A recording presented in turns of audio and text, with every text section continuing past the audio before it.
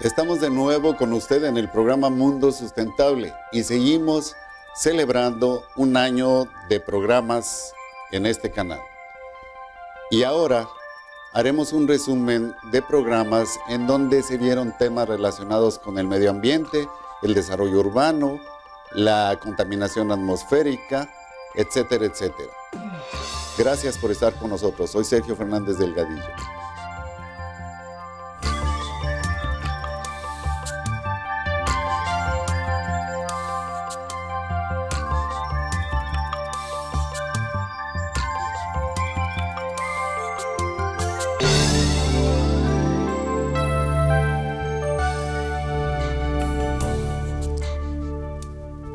Para hablar de desarrollo sustentable, tuvimos la visita de la doctora Julia Carabias Lilo.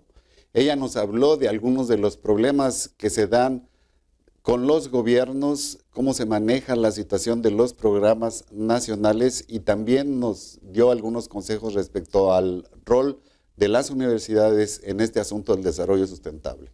Veamos. Yo creo que uno de los problemas que nos está deteniendo el poder dar brincos importantes en el camino, en la ruta hacia el desarrollo sustentable, es que si bien tenemos una buena legislación, México tiene un marco legislativo que es muy de vanguardia en materia ambiental, y tenemos instituciones que hemos constituido desde el gobierno federal y en los estados, no tenemos el proceso de planeación intersecretarial e intersectorial que pueda analizar y atender una realidad que implica muchas dimensiones esa realidad. Usted lo planteaba bien desde el inicio, la vida en una comunidad, en una ciudad, en una universidad, está hecha de individuos que tienen necesidades, que tienen un problema de salud, que necesitan educación, que necesitan comer, que necesitan alimentarse, etcétera. Pero todo eso se tiene que ir proporcionando de manera integrada, porque si vamos accionando de manera fragmentado esa realidad, incluso los objetivos y las acciones se enfrentan a la hora de aterrizarlas. ¿Qué es lo que quiero decir con esto? Con un ejemplo lo podemos ver muy claro. Hay algunas instituciones en México que se encargan de la reforestación y siembran, apoyan para la siembra en algunos espacios, en algunas parcelas. Y después otras instituciones se encargan del fomento a la ganadería, pero el usuario es el mismo. Y entonces primero reforesta con recursos que la federación le ha apoyado, y después vete vaca para que se coman la reforestación y ya tienen el forraje, porque estamos empujando las metas a lograr, no son metas que están articuladas y planeadas en el largo plazo. Yo tengo una meta definida para reforestar, no me importa dónde, y este otro tiene una meta definida para gastar en un crédito para la agricultura y para la ganadería, y a la falta de planeación territorial estamos enfrentando las políticas. No estamos ordenando en el contexto de un ordenamiento ecológico del territorio, no estamos actuando de manera intersecretarial, con políticas cruzadas y con una visión integral de la realidad de nuestro país. Y creo que eso es uno de los grandes obstáculos que nos está faltando. Como usted sabe, la Universidad Autónoma de Nuevo León es una macrouniversidad, como hay varias en América Latina. La verdad es que tenemos una población que acude todos los días a una cierta área geográfica y parece que somos un municipio, dado que tenemos que atender la prestación de una serie de servicios como la recolección de basura, el suministro de agua, tal y como si fuéramos un municipio. Pero además también viene lo de la conservación de la naturaleza y en casos como el campus Mederos o campus que están fuera de la ciudad de Monterrey en la Universidad de Nuevo León, pues además lo de la conservación de la vida silvestre y una serie de cosas que resultan ser y convierten a la universidad en un municipio prácticamente o en un pueblo ya no tan chiquito. ¿Qué piensa usted que es el rol que tendrían que jugar las universidades en este sentido para que a largo plazo se diera un cambio en el pensamiento de los ahora estudiantes que después van a ser los que van a estar encargados del gobierno, de las empresas, de la propia sociedad en general. ¿Qué opinión le merece estas ideas? Pues yo creo que tres grandes vertientes son las que me parece que debe de ser el rol de universidades, precisamente como esta gran universidad que es la Universidad Autónoma de Nuevo León. Por un lado, en casa hay que hacer las cosas bien. Entonces, si bien esto está, creo que es un buen símil, ¿no? Parece un municipio, porque aquí se consume agua, se generan residuos, esto consume la gente, vive la gente, transporte, y vive muchas horas de su día aquí. Entonces, hay que ofrecer un conjunto de satisfactores y resolver el consumo que aquí se genera. Y muchas veces esos consumos, como usted bien sabe, son bien complicados porque son residuos peligrosos, ¿no? Los de su facultad, por ejemplo. Sí. Entonces, el problema es que en casa tenemos que hacer el cumplimiento de una normatividad y más allá, el estar garantizando que todas las cosas las estamos haciendo bien y convertirse entonces como un ejemplo, como un detonador y que vaya con ello jalando al resto de la sociedad, mostrando que las cosas no es un problema técnico, es un problema de voluntades y de poderlo hacer y de que la gente tenga esa disciplina de hacerlo.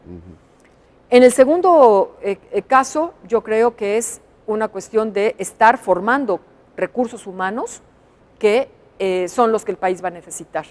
Entonces, estar a la vanguardia de las disciplinas que se requiere para ir apuntalando la sustentabilidad, y no solamente la ambiental, sino la sustentabilidad, como lo hemos platicado ahorita, del desarrollo, que implica economistas con una visión que tenga incorporado el tema ambiental y social, sociólogos que tengan incorporado el tema ambiental y económico, y biólogos que tengan incorporado y que sepan de estas realidades. Entonces, además de ser especialistas, tener esta visión integral.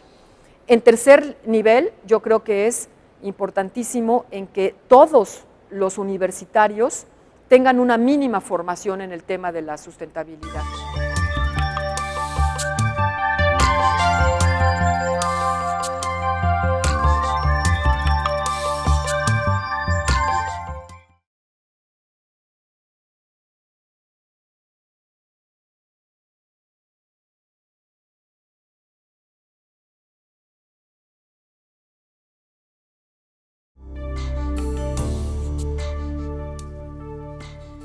En este resumen también quisimos incluir un programa que hicimos de contaminación del aire en la ciudad.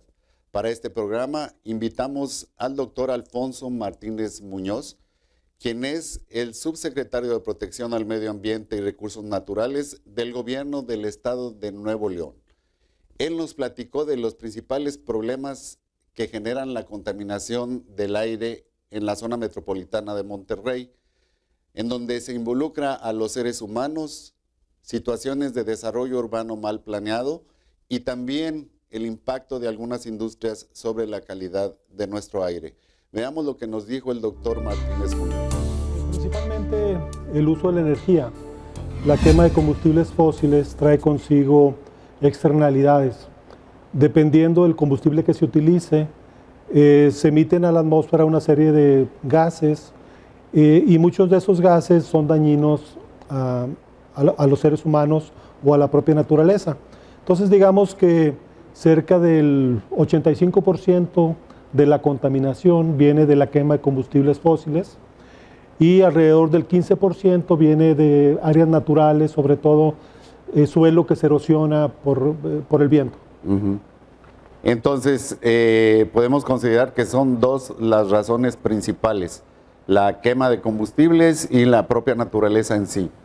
Y obviamente en la quema de combustible, pues las actividades humanas tienen mucho que ver, ¿no? Se dice por ahí que los seres humanos a través de la industria pues generan una buena cantidad de contaminantes, pero no solo a través de la industria, sino por otras actividades propias de los seres humanos, sobre todo aquellos que viven en una ciudad como esta, como Monterrey, ¿no?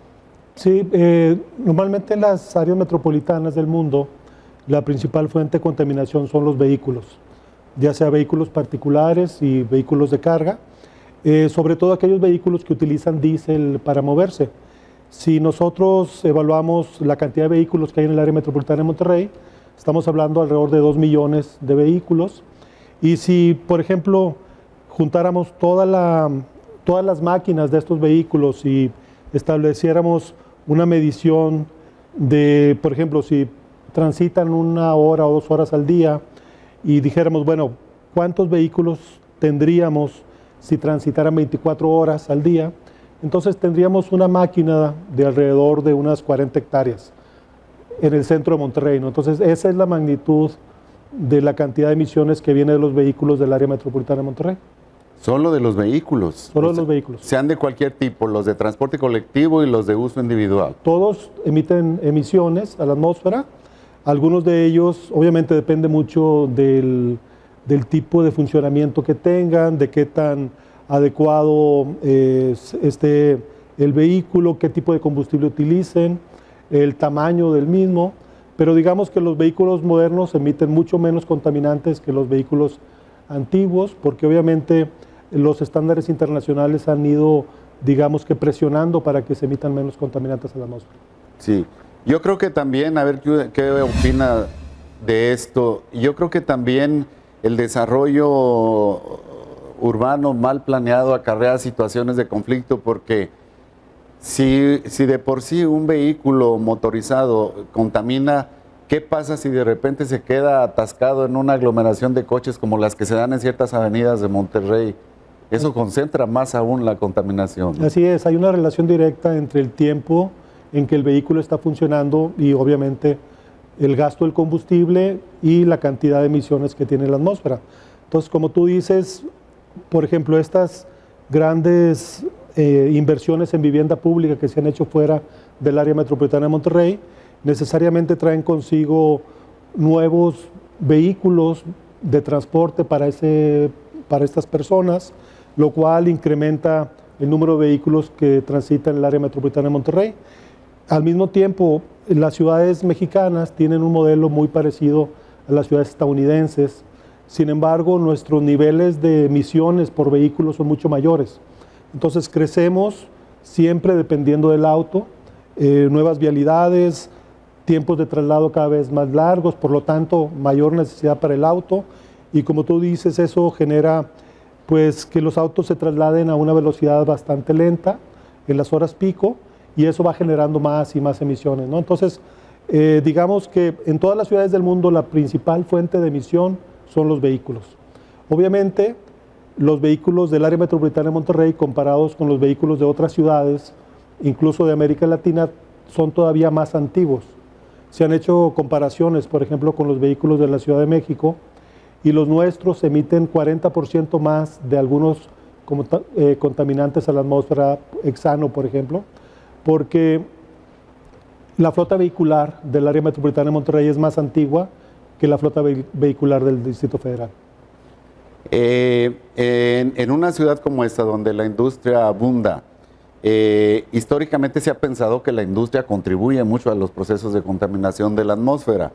Sin embargo, creo que porque la autoridad les ha exigido más en función del tiempo, o sea, el tiempo que la autoridad les ha exigido a ellos ha sido más largo, entonces ellos han encontrado posibles soluciones a los problemas que ellos tienen. ¿Esto es verdad o realmente todavía podemos encontrar industria en Monterrey que tiene un cierto nivel de contribución a la contaminación? Sí, obviamente la industria, por ejemplo, acerera, utiliza carbón mineral en la mayor parte de sus actividades. Entonces, obviamente, el carbón mineral tiene mucha energía acumulada y por lo tanto es viable para esos procesos tan demandantes de energía.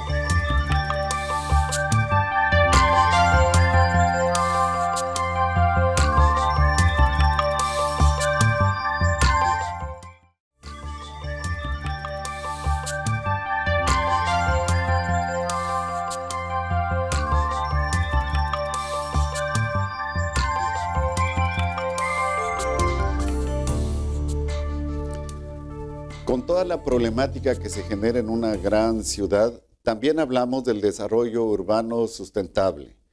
En este programa invitamos a la maestra en Ciencias Leticia Ñáñez Rodríguez y al maestro en Ciencias León Guillermo Staines Díaz, ambos de la Facultad de Arquitectura. En este programa se habló de las fallas del desarrollo urbano, de cómo impacta negativamente la calidad de vida de los seres humanos, cómo la salud puede ser involucrada también por sentirse restringidos en espacios, las temperaturas, etcétera, etcétera, los servicios de agua y todos los problemas que se generan a causa de estas fallas en el desarrollo urbano. Veamos los que nos dijeron estos expertos.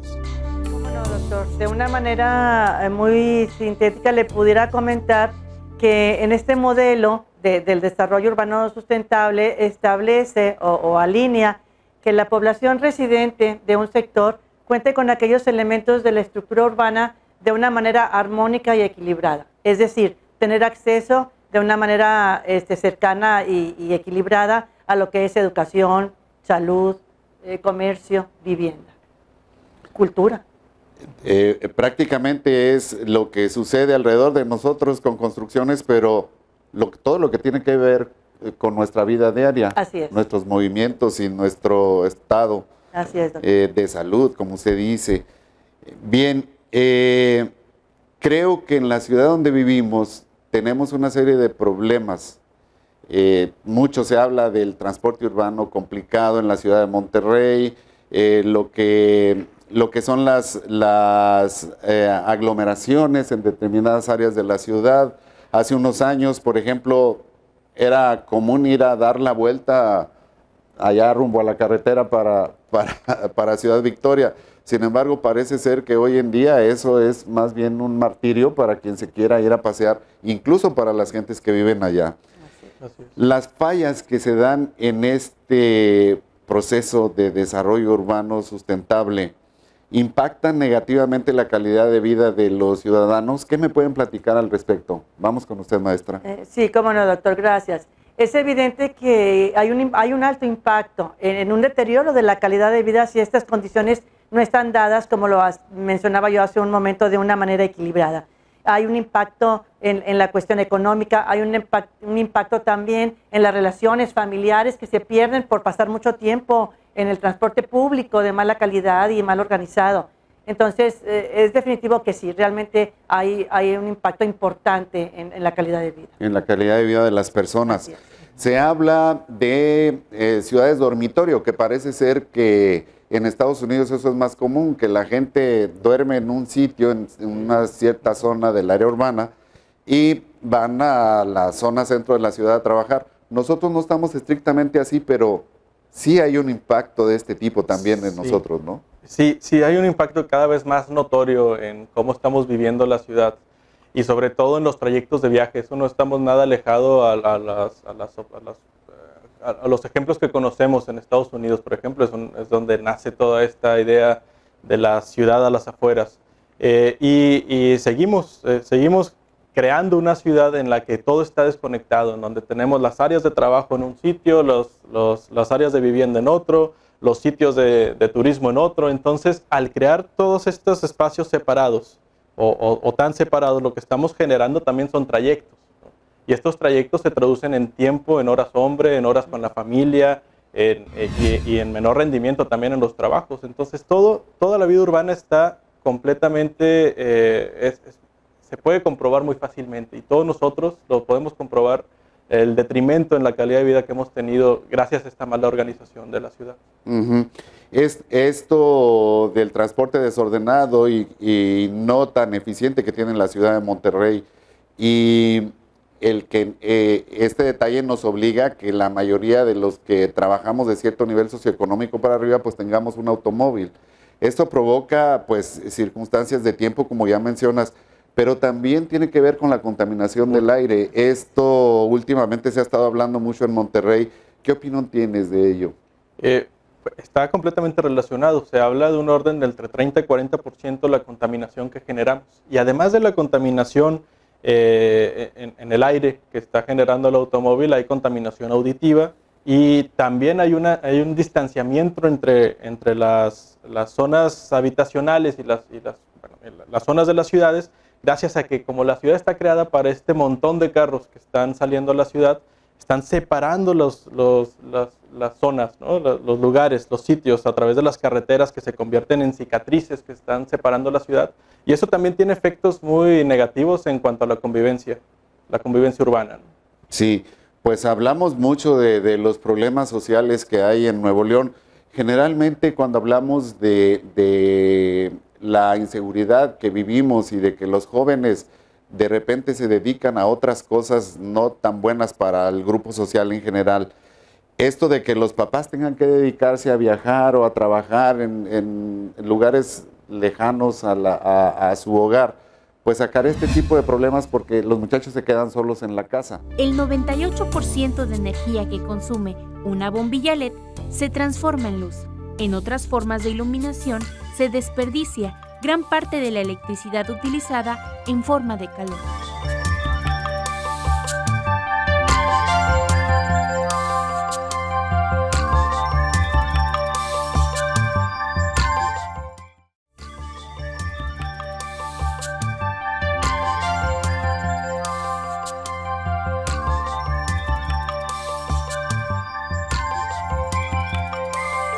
Para este programa también hemos seleccionado fracciones del programa que nombramos Cómo reducir los efectos del cambio climático, en donde participaron la maestra Dolores Barrientos, el doctor Alfonso Martínez y un servidor, todos ellos guiados por el moderador Carlos Ramírez Martínez.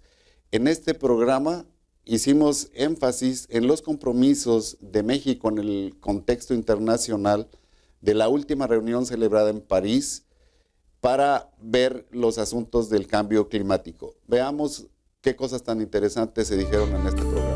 Bueno, yo creo que el cambio climático ya es considerado como el principal reto que enfrenta la humanidad en nuestros tiempos. Y yo creo que el acuerdo de todos los países de la comunidad internacional que se centra en la Convención Marco de las Naciones Unidas para el Cambio Climático y la cual considera 195 partes o 195 países y estados miembros, ha tenido avances sustanciales. Como ustedes escucharon en diciembre pasado, esta convención tuvo la conferencia de las partes número 21 en la ciudad de París. Generalmente son 2 semanas de negociaciones muy arduas en donde todos los países, todas las partes, las 195 partes tienen que llegar a acuerdos sustanciales. Yo creo que el avance es que tenemos 21 años poniéndonos de acuerdo. De una y de otra manera, los avances en los acuerdos internacionales se han venido dando últimamente de una manera más contundente. Por el otro lado, hace todavía menos de 10 años, habían eventualmente voces o intereses que nos decían que la actividad del hombre no era necesariamente la principal causa del cambio climático.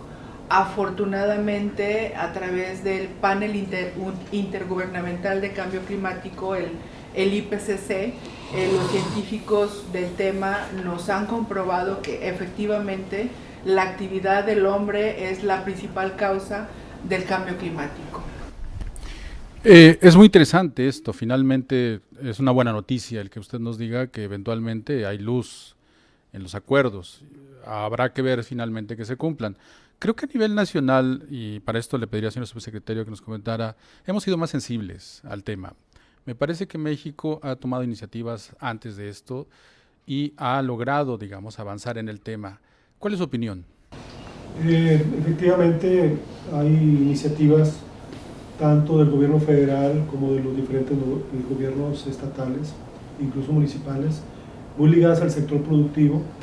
Aquí en el estado de Nuevo León está uno de los proyectos más importantes para reducción de gases de efecto invernadero de una empresa local que está destruyendo un gas que tiene 11,000 veces el poder de retención de calor que el monóxido de carbono, el dióxido de carbono, perdón. Sí hay proyectos específicos, hay la Ley General de Cambio Climático que promulgó el Congreso Nacional. En el Estado se han hecho proyectos importantes como el de CIMEPRODE, donde se está quemando el metano que se genera de la fermentación de los residuos sólidos urbanos, específicamente en tema de materia orgánica, para producir energía eléctrica. Sin embargo, me parece a mí que hay mucho para hacer. Yo realmente creo que no hemos transitado hacia energías renovables a la velocidad que debiéramos. Hay todavía una gran dependencia de los combustibles fósiles y comparativamente con el potencial que tiene nuestro país, me parece que debemos movernos mucho más rápido en ese tema, ¿no? Finalmente, el tema del cambio climático son los combustibles y todavía tenemos una alta dependencia de los combustibles fósiles. Doctor Fernández, la Universidad Autónoma de Nuevo León y en la panorama nacional, ¿qué estamos haciendo en México? Sí, pues gracias por la pregunta. La verdad es que a los universitarios nos toca trabajar sobre todo en la estructuración de una conciencia. Creo que el que estemos formando los profesionales del futuro, que son los que finalmente tomarán las decisiones en todos los sectores sociales, dentro de 20 años habrá gente que está siendo preparada hoy en día en las universidades, pues trabajar en la estructuración de una conciencia para que sean gobernadores, sean líderes de empresa o sean líderes sociales en cualquier rama, pues ya trabajen en lo que hace falta trabajar para hacer más eficiente esta idea. Y creo que otra cosa que le toca mucho a la universidad es realmente hacer la investigación. En la universidad se está trabajando en lo que tiene que ver con las fuentes alternas de energía, materiales que son poco contaminantes en los sistemas de tratamiento de agua, en hacer evaluaciones. Por ejemplo, en la Facultad de Agronomía se hacen trabajos para ver la huella de carbono en los procesos de pues mantener ganado en establos para surtir productos cárnicos a la sociedad en general. Todo esto son estudios y trabajos que la universidad tiene como procesos de contribución a esto del cambio climático, pero sobre todo creo que en la parte de la estructuración de conciencia es donde está la responsabilidad más fuerte de la universidad. Como usted ve, en este programa hemos procurado atender temas y tratar temas de mucha importancia para usted en lo referente a la sustentabilidad, al desarrollo económico, al desarrollo social y al desarrollo y cuidado del medio ambiente. La Universidad Autónoma de Nuevo León se preocupa por incrementar el conocimiento de la población en vías de que entre todos encontremos una solución a los problemas que vivimos y que son problemas no solo de la ciudad de Monterrey o de México, sino de todo el mundo. Estamos culminando un año. Le agradecemos por habernos acompañado y le invitamos a que esté pendiente de la nueva temporada de Mundo Sustentable que iniciaremos en los siguientes días. Muchísimas gracias.